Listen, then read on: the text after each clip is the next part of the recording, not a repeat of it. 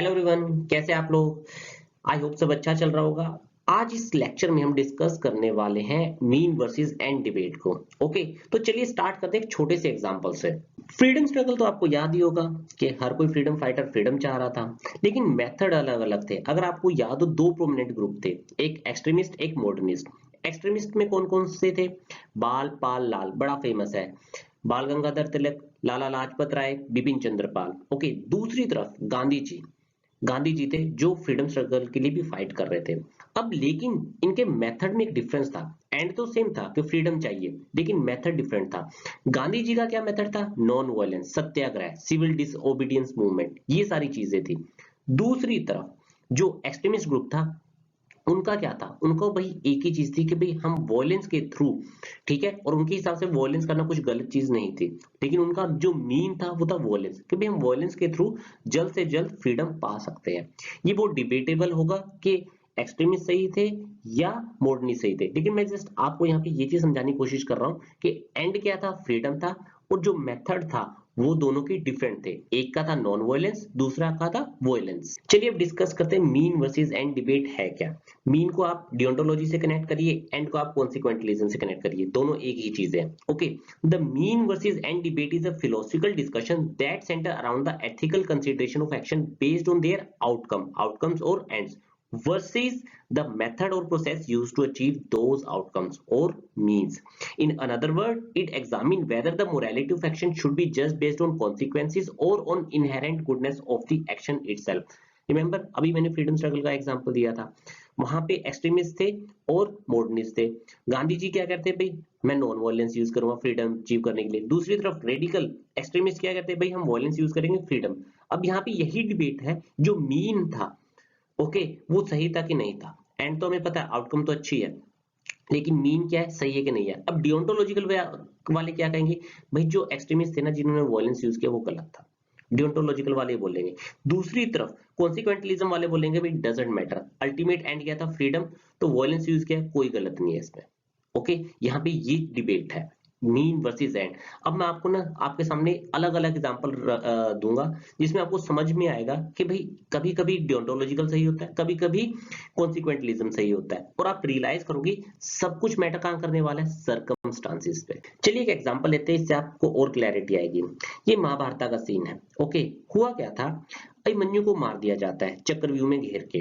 अब ये बात अर्जुन को पता चलती है, और अर्जुन रियलाइज करता है इसका कारण था, इसका रीजन था जयद्रथ। तो वो शपथ लेता है कि शाम तक अगर मैंने जयद्रथ को नहीं मारा तो मैं खुद को मार दूंगा, खुद को जिंदा जला दूंगा।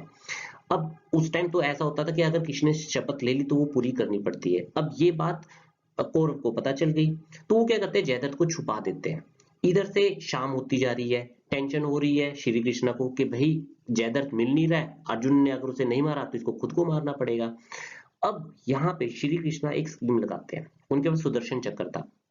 अब वो क्या करते हैं, जो सूरज है उसको ना ढक देते हैं अपने सुदर्शन चक्र से, और ऐसा लगता है कि भाई शाम हो गई है। और उस टाइम एक रूल हुआ करता था कि भाई शाम के वक्त युद्ध खत्म हो जाएगा, वॉर खत्म हो जाएगा। तो सब बाहर आ गए।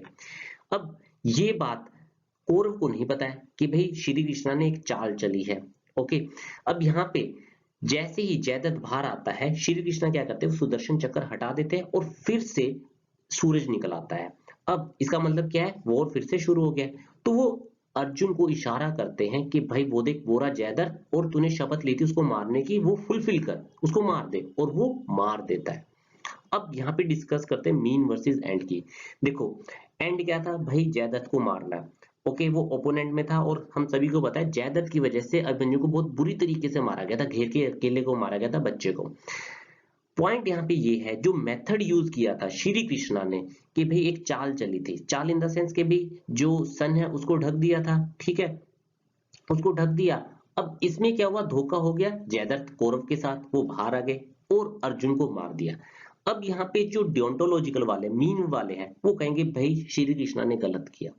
दूसरी तरफ कॉन्सिक्वेंटलिज्म वाले वो क्या कहेंगे? भाई बिल्कुल सही किया, and justified the means. Okay, यही चीज मैं आपको समझाने की कोशिश कर रहा हूँ। क्या मैटर करने वाला है? सर्कमस्टांसेस। सर्कमस्टांसेस के हिसाब से डिसाइड होगा कि कब डियोंटोलॉजिकल विनर होगा, कब कॉन्सिक्वेंटलिज्म विनर होगा। ये टोटली मैटर करने वाला है सर्कमस्टांसेस पे। यहाँ पे विनर कौन है? कॉन्सिक्वेंटलिज्म। एक न्यूज से स्टार्ट करते हैं। 20 RTI activist killed in Bihar in past 11 year. अब आरटीआई एक्टिविस्ट कर क्या रहे हैं, वो बेचारे क्या कर रहे हैं, आरटीआई फाइल करते हैं, ओके, ताकि उन्हें डेटा और फैक्ट्स मिल जाए जिससे वो करप्शन को उजागर कर सके, करप्शन को खत्म कर सके। ओके, यही पर्पस है। अब एंड क्या है, करप्शन खत्म करना, बट साथ ही साथ एक और प्रॉब्लम है, उनकी जान को भी खतरा है, उनकी फैमिली को भी खतरा है, उसके बावजूद वो क्या कर रहे हैं, काम कर रहे हैं बिना किसी डर के। यही डियोंटोलॉजी बोलता है। Okay, your action is an and in itself. Okay, आपका एक्शन सही होना चाहिए without thinking of consequences. Consequence doesn't matter, आपका मीन सही होना चाहिए। तो यहाँ पे जो विनर है, यहाँ पे डियोंटोलॉजी विनर है, ना कि कॉन्सिक्वेंटलिज्म। अगर कॉन्सिक्वेंटलिज्म के हिसाब से सोचेंगे तो वो क्या कहेंगे, भाई देखो आपकी जान जा रही है, ये पंगे मत लो, ठीक है, आपको गोली मार दी जाएगी, हट जाओ, करप्शन तो दूर होगी लेकिन आपकी जान जा रही है। लेकिन डियोंटोलॉजिकल वाले कहेंगे नहीं sir, even you have to sacrifice your life, please continue. Okay, this is what deontological would say. This is mean versus and. अब अगेन मैंने यहाँ पे पहले एक सिचुएशन दी जहां पे कॉन्सिक्वेंटलिज्म जीत रहा था, अब मैंने आपको एक सिचुएशन दी है जहां पे डियोंटोलॉजिकल विनर है।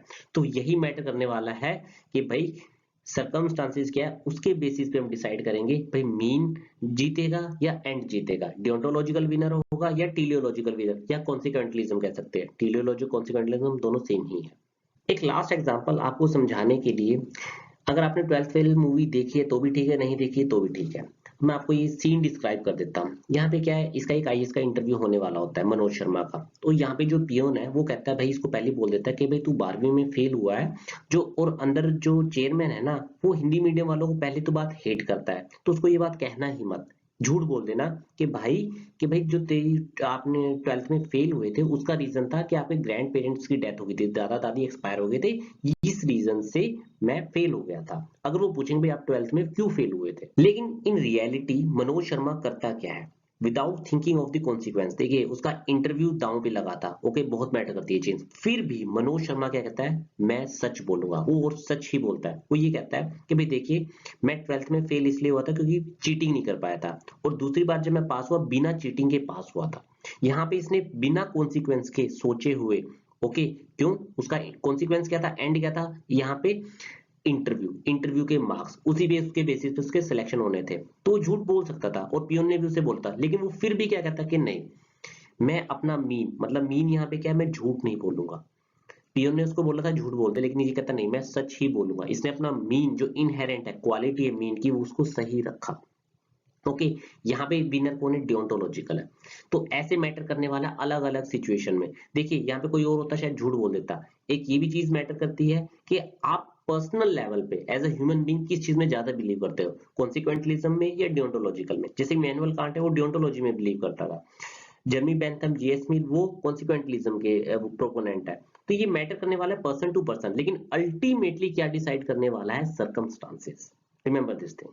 ये अलग अलग सिचुएशन है और उसमें मैं बता देता हूँ विनर क्या क्या होंगे। Okay, if we have to lie to save someone's life we should lie, yes, यहाँ पे कॉन्सिक्वेंटलिज्म विनर होगा एंड जस्टिफाइड द मींस माना जाएगा यहाँ पे। When a whistle blower comes out and tells the truth without thinking of the consequence, यहाँ पे डियोंटोलॉजिकल winner होगा। ओके, बिना अपने कॉन्सिक्वेंसेस के सोचे, अपनी जान को खतरे में डाल के वो फिर भी सच बोल रहा है, फिर भी करप्शन को खत्म करने की कोशिश कर रहा है, तो यहाँ पे हम डियोंटोलॉजी के साथ जाएंगे।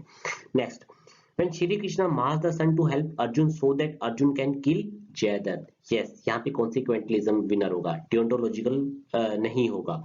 Okay, and justified the means, यही मैं आपको बता रहा हूँ, सिचुएशन मैटर करने वाली है, ना कि आइडियोलॉजी। वो अलग बात है, पर्सनली किस चीज में 100% बिलीव करते हो वो डिफरेंट इशू है, लेकिन अगर आप देखोगे ऐसी ऐसी कंपेलिंग सिचुएशन होती है जहां पे ये कहना बहुत मुश्किल हो जाता है कि कौन सही है कौन गलत। ओके, लेकिन मैंने यहाँ पे कुछ सिचुएशन दी है जिससे आप पता कर सकोगे, हाँ भाई यहाँ पे डियोंटोलॉजिकल विनर होगा या कॉन्सिक्वेंटलिज्म विनर होगा। Last, when a traffic police officer cut the challan of a powerful politician or minister or industrialist without thinking what will happen to him or his family।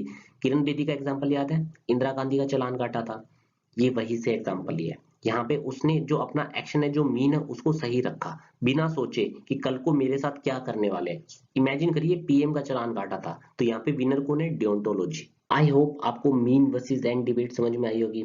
In case अगर आपको still कोई doubt है, आप मुझसे comment section में पूछ सकते हो, और आप मेरा आरएस एथिक्स टेलीग्राम चैनल भी ज्वाइन कर सकते हो। वहां पे मैं अपडेट्स देता रहता हूँ न्यूज से रिलेटेड और करंट अफेयर रिलेटेड, जो एथिक्स के पेपर में काम आएंगे। आपको सभी को पता है कि एग्जाम्पल्स कितने ज्यादा इंपॉर्टेंट है, तो उसके लिए आपको मेरा चैनल ज्वाइन करना पड़ेगा। Okay, that's all for today. Thank you.